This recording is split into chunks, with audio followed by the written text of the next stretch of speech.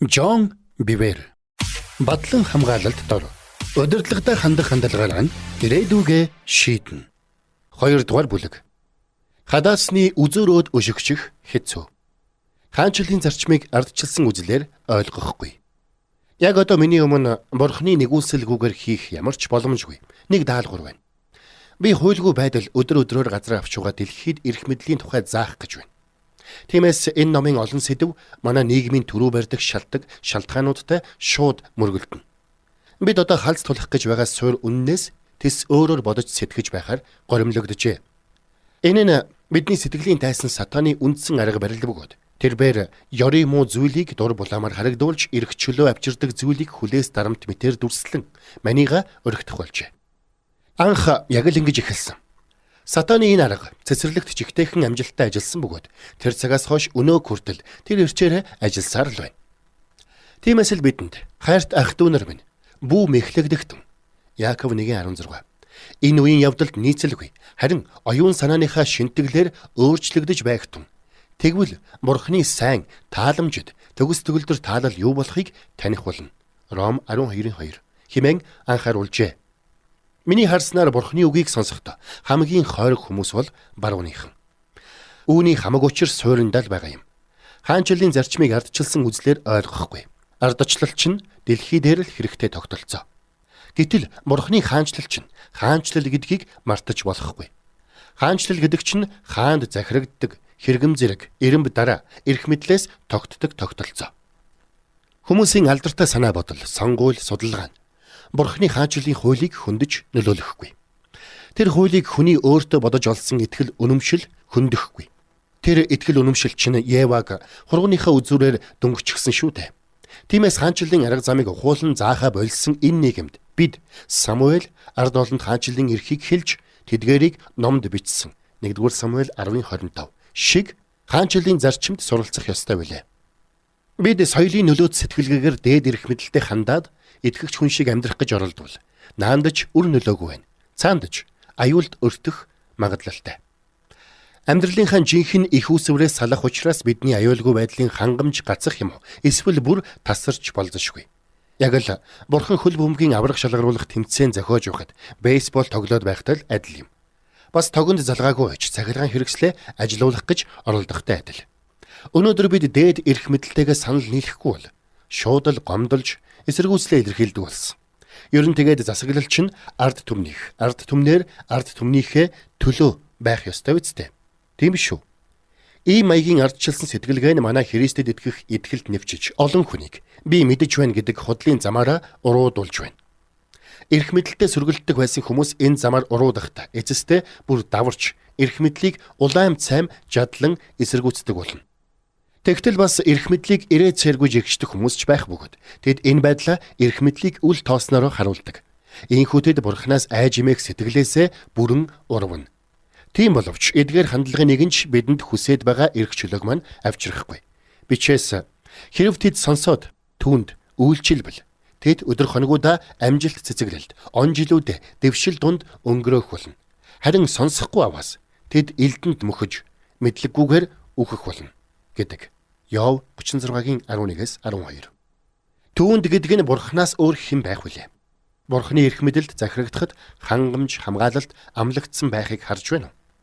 Түүнчлэн бурхны засаглалыг үл тоосон нөхцөлд ирэх аюулыг бас хэлсэн байхыг харж байна уу? Бид эрх мэдлийг эсэргүүцэхдээ эрх мэдэлд захирагдсан нөхцөлд л ирдэг эрх чөлөөгөө алддаг. Гэргийн маань захирагдахад эрх чөлөө, тэрсэлэхэд хүлээс гэдгсэн. Үндсэндээ Йовын үгийг базаж хэлсэн нь л тэр. Зарим чинь би хүнд биш, бурханд захирагддаг хүн. Хүнд захирагдах ёстой болбол санал нийлсэн тохиолдолд захирагдана гэх байх. Яг үүн дээр л бид хүн болж өсөхдөө бас чуулганд бойжохдоо өөрөмшүүлсэн буруу сэтгэлгээндээ дэгээд үлддэг юм. Бурхны эрх мэдэл захирагдах явдал, бурхныг төлөөлөн захирдаг хүмүүст захирагдах явдал. Энэ хоёрыг салгах аргагүй юм. Учир нь бүх эрх мэдэл бурхнаас ихтэй. Бичээс юу гэж анхааруулсныг үзнэ үү? Бурхнаас гадуурх эрх мэдлүүд гэж үгүй бөгөөд бурхны тогтоосноор л байгаа тул дээд эрх мэдлүүдэд хүн бүхэн захирагд. Тиймд эрх мэдлийг эсэргүүцэгч нь бурхны тогтоолыг эсэргүүцсэн хэрэг. эсэргүүцсэн хүмүүс нь өөрсөддөө шийтгэл хүртэх болно. Ром 13-ийн 1-2. Энэ хэсэг дээр бодовчтой зүйл олон байгаа бөгөөд эдгээрийг бүгдээрээ хожим нэг бүрчлэн авч хэлэлцэн. Харин одоогоор ганц хоёр чухал зүйлийг хэлье. Нэгдүгээрт, дэлхий дээрх бүх захирагчийг Бурхан өөрөө томилдог. Үнэн дээр Бурханы зөвшөөрлгүйгээр хинч хууль ёсны эрх мэдэлд гарч чадахгүй. Үүнийг тогтоогоод аваарай. Олон хүн шудраг бус харгас хатуу эрх мэдэлтнүүдэд дарлагдсан да. Энэ үннийг хүлээн зөвшөөрч чаддаггүй юм. Тийм боловч бид дээрх үгийг анхааралтай унших хэрэгтэй. Тэнд бүх эрх мэдэл Бурханых гэж хэлсэн байгаагаас биш, бүх эрх мэдэл бурханлаг гэж хэлээгүй байна. Энэ хоёр нь тэнгэр газар шиг ялгаатай ойлголт бөгөөд бид эдгээрийг тус бүр нарийн авч үзнэ. Хоёрдугаарт тэдгээр эрх мэдэлтэй тэрсэлдэх нь эзний буюу Бурханы өөрийнх нь томилгоотой тэрсэлдсэн явдал болох бөгөөд ингэсэн хүмүүс өөр дээрээ шийтгэл буулгана. Бичвэр бүр Бурханы амьсгалснаар 2 дугаар Тимот 3:16 гэсэн байдаг тул дээрх үгийг эрх мэдэлд улайрсан нэгэн бус. Харин бидний Бурхан Аав өөрөө зохиож бичүүлсэн болохыг санаарай. Хүн холион бантан хутгсан байлаа гэд дээрх үг нь Бурханы үг байхаа болчихгүй. Олон хүн наана хүлээн зөвшөөрдөггүй боловч цаана би хүнд бус гагцхүү Бурханд захирагдана л гэж боддог. Ийм хүмүүс эзэн хэмээн дууддаг нэгэнтэйгээ хизээ нэгэн өдөр нүүр тулан уулзна. Есүс Саулд, хожимын элч Паулд юу гэж хэлснийг санахгүй байна уу? Жадад шилбүүрийн өөдөөс өшөглөх хэцүү. Үйлс 9:5. Библийн үеийн тариачид жад маягийн урт мод хэрэгэлдэг байжээ. Энэ нь холтсоос нь нүцгэлсэн царс зэрэг хатуу модны 2 метр урттай мөчр. Тэгээд үзүүрт нь хурц эртэй жад суулгаад үүгээрээ газар хагалж байгаа шарыг туудаг байжээ. Шарч өөрийг нь сүрхий өвдгөж гэмтээх чадaltaй хурц мэсний өөдөөс эсэргүүцэхгүй. Паулийн үед энэ зүрүүгээр дээд эрх мэдэл хүчтэй сөргөлдөөд нэмэргүйг дүрсэлдэг байжээ. Тэгвэл энэ үг өнөөдөр ямар утга илэрхийлэх вэ? Бүгдээрээ жадыг хадаас гэж үзье. Хадаасны үзүүрөөд өшгөчих нь мунхаг бөгөөд зовиуртай үйлдэл. Паул шиг шууд Бурхантай өөртөө сөргөлдөг юм уу? Эсвэл Бурханы төлөөний эрх мэдэлтэй сөргөлддөг хүмүүс нь хадаасны үзүүрөөд өшөглөн. Тэгээд үүнийхээ гороор олонх нь над шиг ясмахаараа зовж байж л хатуу сургамж авдаг юм. Нүд нээсэн үйл явдал. Завуур гэснээс би Бурханы төлөөний эрх мэдлийг эсэргүүцэх нь Бурханы өөрийнх нь эрх мэдлийг эсэргүүцсэн явдал гэдэг үннийг махандаа хэлүүлж байж ухаарсан юм шүү. Тиймээс хадаасны үзүүрөөд өшгөчж болдоггүй юм гэдэг сургамжийн тамгатай хүн билээ би. 1980-ад оны дундор надад олон улсад үйл ажиллагаа явуулдаг маш том чуулганаас залуусын пастораар үйлчлэх санал ирэв. Тэгээд залбирч гайхамшигтай баталгаа хүлээн авсныхаа дараа би тэр ажлыг Бурханы хүсэл мөн гэдэг бат итгэлтэйгээр хүлээн авсан юм. Өмнө залуусын чуулганд үйлчилж яваагүй болохоор туршлагагүйгээсээ болоод нилээд сандарч байсан ч ямар тач Америкийн хамгийн хурдан өсч ява хамгийн нэр нөлөө бүхий чуулганы ажилчдын игнэнд элсвэ. Тэгэд би залуусын үйлчлэлийн талаарх ном гарын авилгаас салхаа болов. Тэр дунд Луизианад маш амжилттай залуусын чуулган байгуулсан нэг манлайлагч пастрын бичсэн ном байж таарав. Би нарийн бичгтээ тийшээ нисч очиод 2 өдөр тэдний бүлэг дунд байж туршлага судалж болох хэсгийг тэр чуулганаас лавлж өгөхийг хүстэл удирдагч нар нь надад тун урайлгахын хандаж бидэж цаг хугацаагаа тохирлоо. Би очисон өдөртөө 3 дахь өдрийн оройн залуусын цуглаанд нь оролцов. Тэгээд ёстой л ангаасандаа тэд зөвхөн залуусын цуглаанд зориулсан 1500 гаруй хүний суудалтай танхимтай бөгөөд танхим нь пиг дүүрчээ. Тэд тоглоом тоглолгүй, хөнгөн хөгжилтэй номлолгүй, харин цэвэр байдал, хүч чадлын үгийг номлов.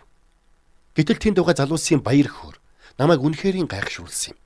Би ч учиргүй догдолж зөв хүмүүсээс суралцаж байгаадаа бат итгэв. Маргааш нь би тэр чуулганы удирдагч нартай уулзлаа. Тэгэд харсан зүйлдээ бас л итгэж ядав. Тэд өөрийн гэсэн залуусын цуглааны байртай. Залуусын чуулганы үйл ажиллагааг хариуцсан бүтэн цагаар ажилладаг 2 зохион байгуулагчтай. Залуусын чуулганд бүтэн цагаар ажилладаг 4 пастортай ажээ. Дараагийн 2 өдөр нь би тэр 4 пастрыг дагаж гадаад болоод дотоод үйл ажиллагаанд нь оролцов. Статистикийн тоо баримт нь ямар гэж? Тухайн үед тэд ахлах сургуулийн үйлчлэлд гар бие оролцдог 1250 дунд сургуулийн сурагчтай байсан бөгөөд энэ тоон гэрлийн хурдаар тасралтгүй өсөж байгааг нь. Тэр 4 пастор дөрвөлээ нэг л үг хэлж байлаа. Үйлчлэлийнх нь амжилтын үндэс нь 5 дахь өдрийн орой болгон хот даяар 100 гаруй байршилд зохион байгуулдаг үдэшлэг гин. Тэр үдэшлэг нь үнэндээ залуу хүмүүсийг аврах зорилготой гэрийн бүлгүүд ажээ. Маш энгийн атлаа, гүн ойлголт. Аврагдаагүй өсвөр насны хүүхдүүдийг чуулганд авчрах хэцүү боловч үдэшлэгт авчрах амархан. 7 хоногийн дундуур залуусын бүлгийн гишүүн бүр сургуулийнхаа нэг хүнийг онилж 5 дахь өдрийн орой үдэшлэгтээ авчрах даалгавартай. Үдэшлэг дээрээ хоол идэн, нөхөрлөн, орчин цагийн христч дуу хөгжим сонсно. Дараа нь бүлгийн удирдагч нь ахлах сургуулийн юм уу коллежийн оюутан Библи суурьтай ярилцлага өрнүүлж тэр нь эцэстээ авралын сэдэвт хүргэнэ. Дараа нь удирдагч нь шинээр ирсэн залуусыг амьдралаа Есүст өргөхийг урьж шийдвэрт дуудана. Үүнийх нь ачаар шинээр ирсэн маш олон залуус аврагддаг байжээ. Дараа нь тэдэнтэй ховчлон уулзаж, чуулганд явж, итгэгч хүмүүстэй нөхөрлөх нь амин чухал болохыг зааварлаж, нэр ус холбоо барих мэдээлэлээ солилцож, 3 дахь өдрийн залуусын цуглаандаа урина. Би нэг үдэшлэгт нь оролцохдоо аврагдаагүй хэд хэдэн сурагч Есүст амьдралаа өгөхийг нь үзээд байдгаараа огшив. Дараа нь чуулгандаа буцаж ирээд сурч мэдсэн зүйлээ туслахтайгаа хуваалцлаа. Залбирлын дараа бид хоёр өөрийнхөө залуусын дунд яг тэгж ажиллах ёстой мэт санагдав. Би энэ алсын хараагаа нэгэн бүтэн сайнны цуглааны дараа машины зогсоол дээр тэргүүн пастортай ярьтал пастор намайг сайн байна. Үзээд алд хэмээн урамшууллаа. Төлөвлөж хөдөлмөрлсөн 8 сар. Намайг залбирх үеэр бурхан надад төлөвлөгөө зааж өгөв. Тэгэд би удирдагч нараа бэлтгэхээр шууд удирдлагын сургууль эхлүүлсэн юм. Энэ тухайга 2 дахь өдрийн орой залуусын бүлэг дээр зарлалтал ирэх бүтэн сайнны өглөө болох удирдлагын сургалтад бүртгүүлэхээр 70 хүн ирсэнд магнаа хагарлаа. Би тэдэнд 6 сарын турш 7 хоног тутам идэвхжтэй байдал, шудраг зан чанар, бүрэн зориулалт, үйлчлэл, алсын хараа зэрэг удирдлагын зарчмыг заах төлөвлөгөөтэй байв. 5 сарын дараа намайг залбирч байтал эзэн зүрхэнд маань дахин айлдаж удирдлагынхаа ангиас 24 хүнийг сонгоод тэдэнд зариулж дагалдагчийн анги эхлүүл. Тэдний дундаас чи үдэшлэгийнхээ анхны удирдагч нарыг сонгох болно хэмээн айлдав. Би ч тэр даруй тэднийг анхны гэрийн бүлгийн удирдагч нар болгохоор сургаж гарлаа. Тиймээс хүмүүсээ 2 сарын турш гэрийн бүлгийн үдэшлэгт бэлтгэн 2 дахь өдрийн оройн залуусын том бүлэгтээ үдэшлэгийнхээ алсын харааг зааж байлаа. Манай туслах пастор бид хоёр удирдагч нарын сургалтын хөтөлбөр дээр ажиллаж үдэшлэг хаана болохыг тодорхойлж хотоо сургуулийн дүүрэг, зэп кодоор нь хуваах, бүлгүүд нь хэрхэн өргөжих, дагалдууллыг хэрхэн хийх зэрэг нарийн ширийн зүйл дээр ч ажиллав. Төөрсөн хүмүүсийг аврах зорилгоор даллан дуудах алсын харааныхаа төлөө бид дэрвихээрээ зүтгэж байлаа. Хүмүүс ч янзын догдлоостой.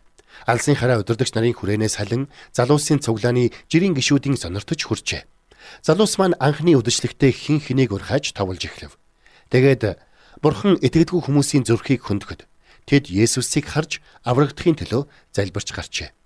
Туслах бид хоёр 2 дахь өдрийн орой бүр 2500 хүн чигцэлдсэн цуглааны танхимыг төсөөлөх болов. Даруухнаар хэлэхэд бид алсын хараа хүсэл тэмүүллээр шатаж байлаа. Хизээч мартагдашгүй хурал. Үдэшлэг эхлэхээс хэдхэн 7 хоногийн өмнө би ээлж 7 хоног тутмын пасторуудын хуралдаа орж ирэхдээ юу сонсох гэж байгаагаа зүүдлээч үгүй юм. Хурал дээр тэргүүн пастор бидний 11 туслах пасторт "Эрхмүүдээ, ариун сүнс надад энэ чуулган гэрийн бүлэгтээ байх ёсгүй" гэсэн чиглэл өглөө. Тиймээс та бүхэн гишүүдийнхээ гэрт хийж байгаа бүх жижиг бүлгээ цуцлаарай хэмээн пал хийдэл хэлв. Би чихэндээ ч итгэсэнгүй. Ямар нэгэн үл ойлголцол юм уу алдаа гарсан болтой. Туслах бид хоёрын цочирдсан харц мөргөлдөж хин маань ангав. Тэгэд би пастор залуусын талаар яриаг байхаа. Зүгээр бусад пасторуудын талаар л ярьсан байх гэсэн бодлоор өөрийгөө тайвшруулах гэж оролдов. Ганц бие хүмүүсийн пастор, ахмадуудын пастор, гэр бүлтэй хүмүүсийн пастор зэрэг бусад пасторууд гэрийн бүлэг хийдэг байсан ч үүндээ нэг их анхаардагчгүй, нэг их амжилт олдогчгүй байлаа. Тэдний гэрийн бүлэг ерөнхийдөө халамжийн бүлэг шиг л ажилладаг байсан бол харин манайх чинь сайн мэдээ тараахаар загварчлагдсан бүлгүүд. Тэгээд ч хэдэн сарын өмнө машины зогсоол дээр намайг санаагаа хэлэхэд тэргүүн пастор маань үзээ далд гэж хэлсэн шүү дээ. Тиймээс би түүний үгэд залуусын хэлтэс багтаагүй гэсэн дүгнэлтэд хүрэв. Тэгснээ тисгэ байгаад "Уучлаарай пастор, та залуусын үйлчлэлээс бусдынхын талаар ярьж байгаа үстэй" гэд асуугатлаа. Пастор над руу харснаа. "Жон, ариун сүнс надад энэ чуулган гэрийн бүлэггүй байна гэдэг чиглэл харуулсан" гэж хэлв. Тэгэхэр нь би Пастора, би хэдэн сарын өмнө Луизианагийн залуусын бүлэгт очсныг та санаж байгаа үстэй. Тентхийн залуусын бүлэгт ахлах сургуулийн 1250 сурагч байдаг. Энэ бүхэн гэрийн бүлгийн л ач тус гэдгийг тэдний дөрвөн пастор дөрвүүлэх хэлсэн гэлээ. Тэргүүн пастор над руу харснаа. Жон, ариун сүнс надад энэ чуулган гэрийн бүлэггүй байна гэдэг чиглэл харуулсан гэж хэлв. Би дотроо пастор ойлгохгүй байна хэмээн бачимдан бодоод арай өндөр дугаар. Пастора, аврагдаагүй залуу хүмүүсийг чуулганд авчрах хэцүү. Харин үдэшлэгт бол ямар ч сургуулийн сурагчийг ядах юмгүй авчирна. Би аврагдаагүй хүүхдүүдийг аврахын тулд гэрийн бүлэг дээр суурилсан үйлчлэл явуулах гэж байгаагаа хэдэн сарын өмнө танд тайлбарласан гэж учрлав. Тэгсэн пастор, Жон, ариун сүнс надад энэ чуулган гэрийн бүлэггүй байна гэдэг чиглэл харуулсан хэмээн давтлаа. Миний төвчээр алдраад, пастора, бид танхимаа 2500 хүнээр дүүргэж чадна. Бид Флоридагийн Орландогийн бүх залуус аврагдахыг харж байна хэмээн маргалаа. Гэтэл пастор нөгөө л үгээ хэлв. Би пастортайгаа 15 орчим минут маргасан байх. Байдал хурцдаж байгаа нь өрөөндөх хүмүүст мэдрэгдэж байлаа. Золоор пастор надад гагцхүү бурхан өөрөөр нь хэлүүлэхийг хүссэн гэдэгт итгэсэн ганц үгээл давтаж байсан юм. Эцэстээ би дууга хураасан боловч дотроо дүрлзэж байлаа. Тэгээд хурал таран тартал би нэг ч үг сонсолгүй. Толгойд минь гагцхүү. Бид үүн дээр бүтэн 8 сар ажилласан. Пастор бидний юу хийж байгааг мэдэж байсан. Би хэдэн сарын өмнө өөрт нь хэлсэн. Хаанчлалд 100 мянган хүнийг авчирч чадах тэргийг энэ хүн яаж унтраач чадаж байна. Бурхны ажлыг зогсоож байна. Одоо би залуустай юугаа хэлнэ? Өдөрдөгч нар маань яана. Би Луизиана руу ниссэн. Хайрын цаг, хайрын мөнгө, арайчтэй гэсэн маш утга төгөлдөр бодлууд эсэгрэн эргэлдэж байлаа. Би өөрийнхөө зөв бөгөөд бурхан миний талд байгаа. Харин пастор буруу гэдэгт итгэл төгс байв. Хурал дуусахад би конференцийн өрөөнөөс шуурсаар гарлаа. Надаас ахмад нэгэн туслах пастор намайг зогсоогоод цэц ухаан, төвчээр, тайтгарлын үг хэлэх гэсэн боловч би түүн рүү хараад Фред, би ярмааргүй байна гэж хэлсэн тул тэрээр нэмэргүй болохыг ойлгоод гэдрэг ухрав. Би гэрлүүгээ давхиж явахдаа тэргүүн пастрыга аимшигт том алдаа гаргаж байгааг батлах түмэн шалтгааныг толгойдоо давтаж явв. Түүний тэр шийдвэрийг бодох тусам уур улам савсаж байлаа. Тэр үдэшлэг хичнээн үр дүнтэй болохыг пастор зүгээр л үл хэрэгсэж байна. Тэр миний хийсэн ажлыг судлаачгүй. Ерөөсөө ч мэдэхгүй. Хангалттай судалгаа шинжилгээ хийгээгүй байж зүгээр л орж ирээд хүний хийсэн өчтөчнөн хөдөлмөрийг хүчингү болгодог гинэ. Тэр чуулганыг, залуусын бүлгийг өсгөх хүчин зүйлийг зүгээр л алж байна. Тэр хүмүүсийг авралт хүрэхээс хорж байна. Гэртээ харих урт замд толгойд минь жирэлтсэн үе түн бодлыг хэсэгхэн л энэ. Би эрүүл учир зүгээр сарвал гаргалгаа гаргасан болохоор хурал дээр гаргасан авиртаа огт харуулсангүй. Гэрийнхэн гадаа ирээд хаалгаа онгойлгохтол гэргийн минь надтай мэдлэхээр угтсан боловч би түүнтэй мэдлэлгүй ууртай дуугаар цаадах чинь юу хийснэг чи төсөөлөгчгүй гэж хэллээ. Гэргийн маань миний дууны өнгийг сонсоод ихэд завинсан янзтай. Хэн юу хийсэн гэж асуулаа. Пастор л байхгүй юу? Тэр гэрийн бүлгийн үдшилгийг цуцалчихлаа. Бидний 8 сар ажилласан залуусын бүлгийн зорилгыг маань цуцалчихлаа. Хэлэх ч үг алга. Тэгтэл гэргийн маань над руу хараад Бурхан чамд ямар нэг зүйл зааж өгөх гэж байгаа болтой гэж хэлснэ. Үүдний өрөөнөөс унтлагын өрөө рүүгээ яваад өгөх тэр. Тэгсэн гэргийдээ шал дургу хүрээд явчихлаа. Ёстой нэрэ ямар ч цэц ухаангүй, сүнслэг мэдрэмжгүй хүн. Яг л манай удирдах пастор шиг юугаач мэддэггүй. Би унтлагын өрөөний өөдөөс харсан гал тогооны өрөөндөө хуй татуулан ороод сандал дээрээ хүлээчин цонхоороо харж суугаад пастрыга хичнээн буруу болохыг үргэлжлүүлэн эргэцүүлж гарлаа. Гэхдээ энэ удаа өмнөх бодол дээрээ гэргийн маань ямар мэдрэмжгүй ялгах хараагүй хүн болох талаар нэмж бодов. Эзэнтэй уулзсан нь. Тэгээд цонхоор гөлрөн бодолдоо өмж байтал ариун сүнс зүрхэнд маань ярив. Жон, чи хинний үйлчлэлийг байгуулад байна? Өөрийнхөө юу? Минийхийг үү? Би түүнд танихыг эзэн минь гэж бовтнолаа. Тэгтэл ариун сүнс өөдөөс шууд л үгүй тийм биш. Чи өөрийнхөө үйлчлэлийг байгуулж байна хэмэв. Тэгэхэр нь би эзэн минь бид аврагдаагүй сурагчдыг чуулганд авчирч чаддаггүй. Гэхдээ үдшилэг дээр бол авчирч чадна. Гэж ирээд л яг л юу ч мэддэггүй хүнтэй ярьж байгаа юм шиг эзэнт мөнөөх стратеги учир шалтгааны үйл явцаа тоочж гарав. Хүн дэндүү амархан мэхлэгдэх юм да. Эзэн миний үгийг бүгдийг нь сонсож дуусаад. Жон, би чамайг энэ чуулганд авчрах та. Тэр хүнд даалгасан үйлчлэлийг тэлүүлэхээр, тэр хүнд үйлчлүүлэхээр авчирсан. Би чамайг түүний гар хөл болгохоор дуудсан. Би үйлчлэлээ нэг л хүнд хариуцуулдаг хэмээн айлдав. Тэгээд эзэн надад Мосег санууллаа. Библи учир нь хожим ярагдах ёстой гэрчлэлийн төлөө Мосе үйлчлэгчийн хувьд түүний бүх гэрт эдхэмжит байсан гэдэг. Еврей 3:5. Мосе бол чуулганы дээр Бурхны тохоон томилсон удирдагч байв. Тэгснэ Бурхан надад шинэ гэрээний Яаковыг сануулав. Яаков Иерусалимын чуулганы удирдагч байв. Бас итгэгчдийн дунд дэгдсэн хөвч хөндөх асуудлыг сануулав. Үлс 15. Паул, Барнаб, Петр, Иохан тэргүүдийн элчнэр Иерусалимын чуулганы ахалхууд энэ талаар хуралдахаар цугладаг. Зарим нэг итгэдэг фарисей удирдагч нар эхлээд үг хэлсэн. Дараа нь Петр ярьсан. Үүний дараа л Паул, Барнаб хоёр Бурхан харь хүмүүсийн дунд юу хийж байгаа тухай ярьдаг. Тэднийг ярьж дуусахад Яаков босоод ярьсан бүх зүйлийг нь базаад. За, би шийдвэрээ айлдахыг хэмээн тэргүүнийхээ хувьд айлдавраа хэлэх үед Яаковын шийдвэрт тэнд байсан Петр, Паул, Иохан тэргүүдээ бүх хүн захирагдсан байдаг.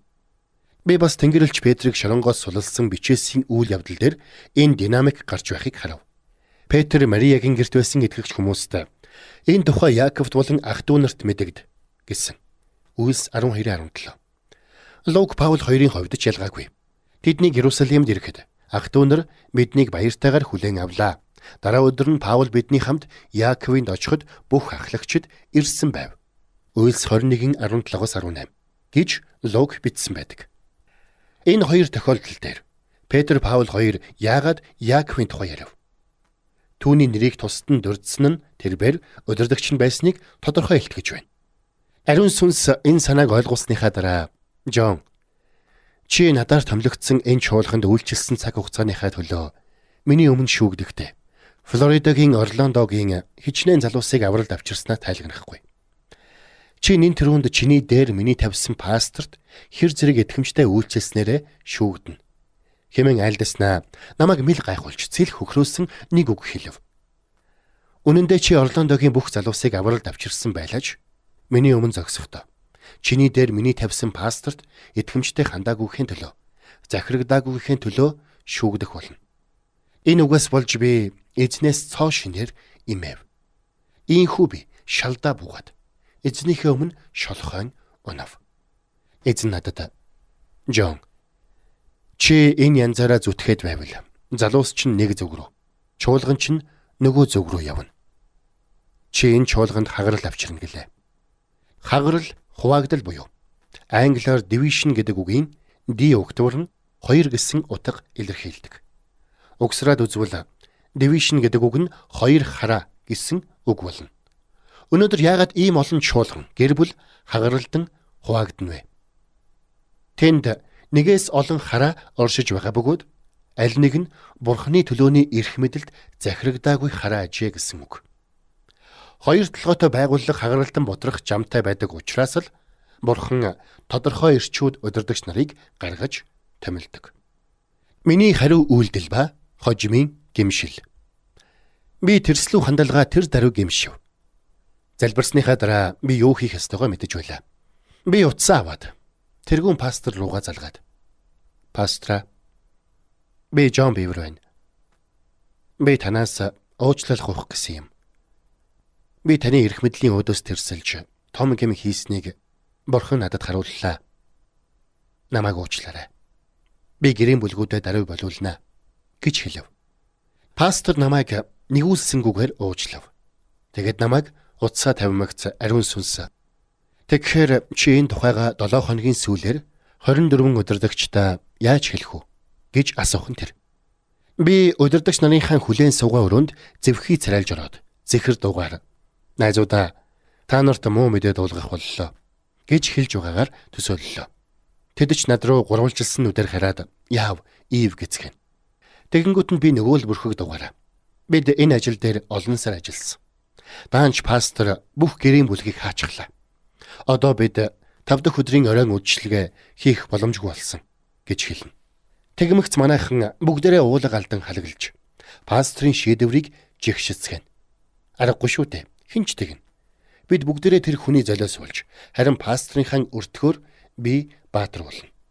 Нэг иймэрхүү үзэгдэл толгойдоо тоглуулсан шигээ зогсож байтал ариун сүнс над чи үнэхээр ингэнэ гэж юу гэж хэлхийг сонсов. Би түүнд үгүй эрхмэ гэлээ. Уулзалтын өдөр би өдөрдөгч нараар дүүрсэн өрөөндөө итгэл дүүрэн мишээсээр явж ороод цовоо дуугаар найзуудаа сайхан мэдээтэй гэж зарлав. Манай хэдэж юу гэдэл нүд нь гэлэлзэж чихэн сойтойгоод ирцгэлээ. Бурхан биднийг хүслээс нь гажсан зүйл хийхээс хамгааллаа.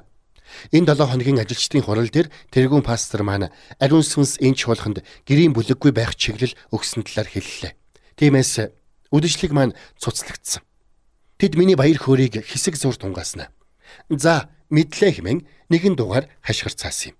Ер нь энэ тал дээр бидний дунд ямар ч асуудал үүссэнгүй. Энэ явдлаар дамжуулан би ганцаараа өсөөгүй, бид бүгдээрээ өссөн юм. Яг юу болсныг би тэдэнд хожим ярьж үлээ. Өнөөдөр тэр 24 хүнээс олонх нь бүтэн цагаар маш сайн үйлчилж яваа. Эмтэрч гэмшсэн зүрх. Эргээд бодоход тэр явдал миний амьдрал үйлчлэлийн шийдвэрлэх цэг байжээ гэдэгт би итгэдэг. Би эмтрэлгүй, харин өөрийнхөө учир шалтгааныг бариад л гүжүүдэлж дайраад байсан бол өнөөдөр их л өөр газар явж байх байсан байх. Үдэшлэгийн тал дээр надад сонголт байхгүй учраас мэдээж цуцлах байсан.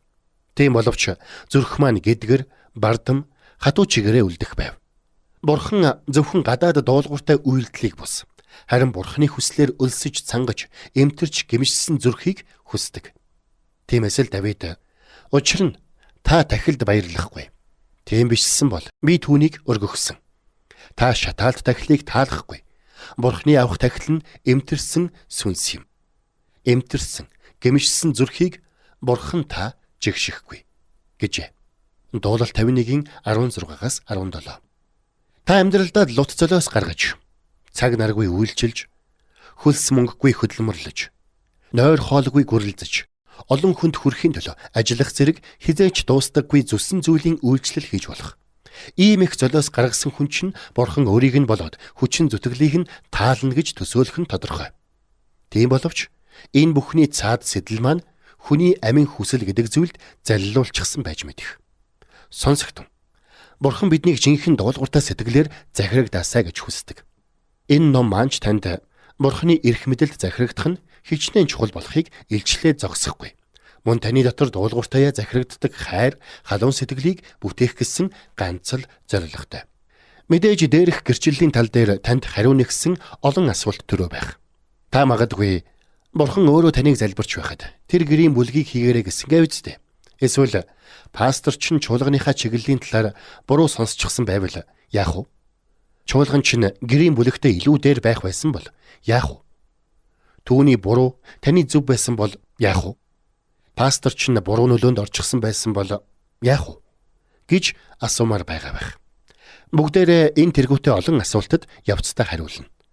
Гэхдээ Бурханы төлөөний эрх мэдлийн талаар үргэлжлүүлэн ярихаас өмнө эхлээд Бурханы өөрийнх нь эрх мэдэлд захирагдах ёстойг ойлгож ав.